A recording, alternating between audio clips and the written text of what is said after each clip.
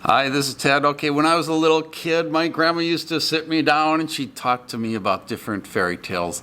And there's one particular one I do remember very well. Hansel and Gretel.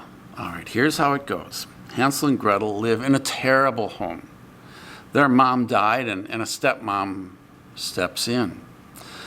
Unfortunately, stepmoms get it bad from these fairy tales, as Snow White also reveals. So evidently, back when these were written, stepmoms were not really all that popular. But anyway, so stepmom steps in. She's hard on the kids, really, really bad. She starves them. They're always hungry, always hungry. And they decide to run away one day. And they live in a forest, so it's not easy to run away. Hansel has an idea. Let's drop stones every once in a while along the paths that we take so that we know where to go back if we need to. Sure enough, as they got a few miles away from their home, they realized we got to get back before it gets dark because we're not seeing anything out here. And so they follow the stones back. And the next day they make another plan. And once again they go out, but they decide to use bread instead. So they leave little bread crumbs along the way, little pieces of bread. And it comes to the point where they realize, well, this way didn't work either, so let's go back home. And as they're going back home, they realize birds have eaten the bread crumbs and they don't know where they're at. So they start wandering around in the forest and they come upon this house that's made of candy and sweets and gingerbread. And they start eating from the house. And all of a sudden, an old witch comes out. Says, "Who's eating on my house?" And they said, "We're so sorry, ma'am, but we're so hungry." And she said, "Well, come on in. I'll feed you a supper." And sure enough, when they came in, she fed them a huge supper, and they were so happy. And when they fell asleep, they woke up the next morning. Hansel was in a cage, and Gretel was put to servitude.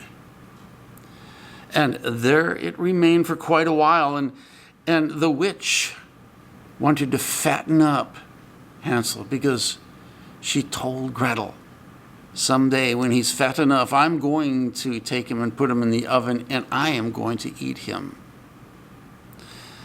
So every day she fed him more and more and more. He was getting quite plump.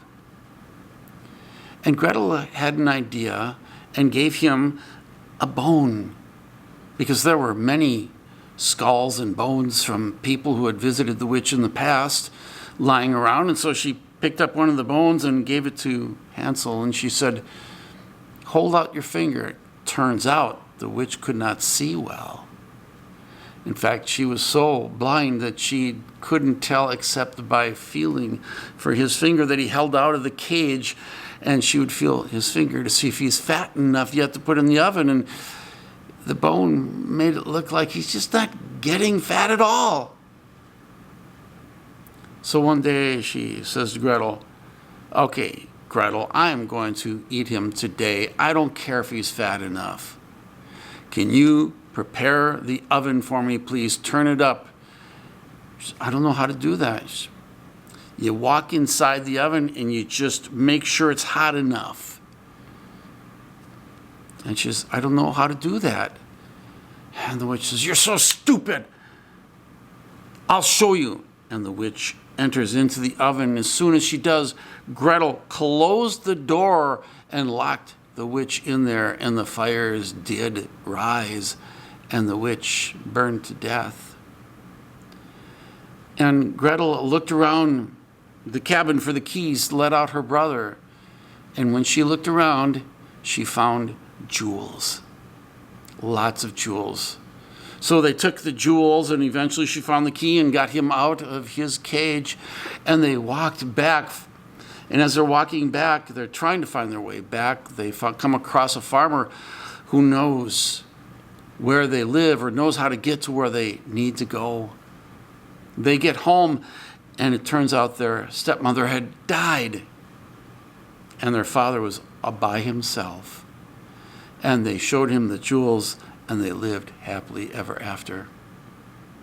Now, the reason I chose this story, I was just thinking the other night. I'm thinking of the prosperity gospel preachers, and one of them in particular, and I think this can be spread through a lot of them. There was a lot of giving. There was a lot of in the community, serving the community, and handing out donations and all kinds of stuff in the community. And I'm thinking, what happens? The community starts coming to their church, and then they're taught to give to the preacher because that's how they're going to prosper in the future. So all that's been happening is like Hansel and Gretel. They're being groomed. The gifts and the giving up front was all part of grooming for the feast. And what is the feast? Of course, the preacher gets to drive in awesome cars, fly in expensive jets. And therein, I just thought of that. This is the Hansel and Gretel connection to prosperity gospel. Now, I don't think any of them purposely do this. Wait, let me back up. I don't think most of them purposely do this, grooming the community to come in and so they can take their money. And a lot of times these people are poor. Nevertheless, I do think that's what happens as they're going out and giving. It just ends up, in reality, what they're doing, whether they know it or not, they are grooming that community because they are going to fatten them up for the feast. All right, I thought of one other thing this week, which I'd like to add into this, and that is, I was thinking about my own story and how much it meant to me to get a revelation, to get a prophecy from somebody who came along to me and said, "You're going to be a prophet." And even not only that, but the other prophecy, I've had 2 prophecies over me. And the other one, I don't even remember most of it. I do remember part of it, which I talked to you about in my video, that they said that I would be really getting in God's word, which I did. All right, so those 2 things, the one thing I was thinking about, those two prophecies, the one thing I was thinking about, each prophecy made me feel special. And there was something I was connecting on an emotional basis because I was being singled out, whether it was God. Actually, I thought it was God in the first case. The second case, I was like, all right, I've been through this before. But even then, I still felt, to get something special for you. There's something that happens with the emotions inside that makes you feel there's something special here.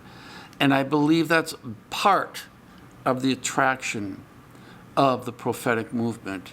When you have people telling you about yourself, and I'm going to include the psychic movement. When you get either one of those things, there's an emotional, fleshly emotional thing that does take place where you do feel singled out and special for just a few seconds maybe, or maybe longer. And this is Ted. You all have a good day.